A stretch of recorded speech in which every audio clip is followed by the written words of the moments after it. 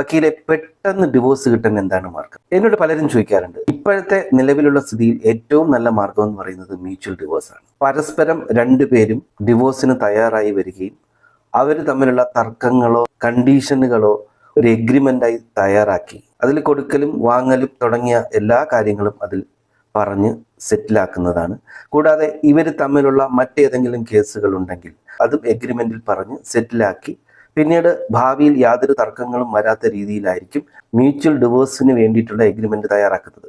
അതിൽ ഏറ്റവും കൂടുതൽ പ്രശ്നങ്ങൾ അനുഭവിക്കുന്നതും ഏറ്റവും കൂടുതൽ തർക്കങ്ങൾ ഉണ്ടാകുന്നതും കുട്ടികളുടെ കസ്റ്റഡിയെ പറ്റിയിട്ടായിരിക്കും. കുട്ടിയുടെ പെർമനന്റ് കസ്റ്റഡി ആരുടെ പേരിലായിരിക്കും? പെർമനന്റ് കസ്റ്റഡി ഇല്ലാത്ത കക്ഷിക്ക് എങ്ങനെ കുട്ടിയെ എവിടെയൊക്കെ വെച്ച് കാണാൻ പറ്റും, എപ്പോഴൊക്കെ കാണാൻ പറ്റും തുടങ്ങിയ എല്ലാ കാര്യങ്ങളും ആ എഗ്രിമെന്റിൽ ഉണ്ടാകും. പക്ഷെ കുറച്ച് കഴിയുമ്പോൾ, കാലങ്ങൾ മാറുമ്പോൾ കുട്ടിയുടെ കസ്റ്റഡിയിൽ വീണ്ടും തർക്കങ്ങൾ ഉണ്ടാവാൻ സാധ്യതയുണ്ട്.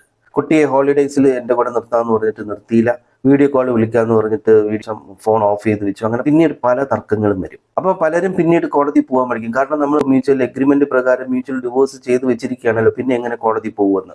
മ്യൂച്വൽ എഗ്രിമെന്റിലെ മറ്റ് വ്യവസ്ഥകളൊന്നും പിന്നീട് നമുക്ക് തിരിച്ചെടുക്കാൻ പറ്റില്ലെങ്കിലും കുട്ടികളുടെ കസ്റ്റഡിയെ പറ്റി നമുക്ക് എപ്പോഴും വേണോ തർക്കങ്ങൾ വീണ്ടും ഉന്നയിക്കാം. ഉദാഹരണത്തിന്, പെർമനന്റ് കസ്റ്റഡിയിലുള്ള മാതാവോ പിതാവോ രണ്ടാമത് വിവാഹം കഴിക്കുകയാണ്. രണ്ടാമത് വിവാഹം കഴിച്ച ആളുമായിട്ട് കുട്ടി യോജിച്ചു പോകുന്നില്ല എങ്കിൽ, അല്ലെങ്കിൽ കുട്ടിയുടെ സംരക്ഷണം അവിടെ നല്ല രീതിയിൽ അവിടെ നടക്കുന്നില്ല എന്ന് തോന്നുവാണെങ്കിൽ, കുട്ടിയുടെ ക്ഷേമം അവിടെ പ്രശ്നമായിട്ട് വരികയാണെങ്കിൽ തീർച്ചയായിട്ടും കോടതിയെ സമീപിക്കാം. കോടതി നോക്കുന്നത് ഭാര്യയുടെ ഭർത്താവിന്റെ സന്തോഷമല്ല.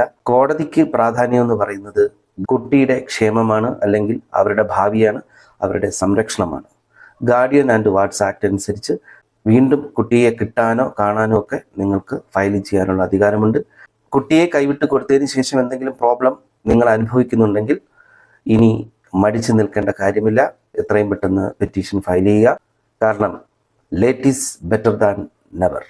ഈ പൂട്ടിന്റെ മുകളിൽ നീ നിന്റെ പൂട്ടിട്ട് പൂട്ടിയാ നിന്നെ ഞാൻ പൂട്ടും. ഒടുക്കത്തെ പൂട്ട്.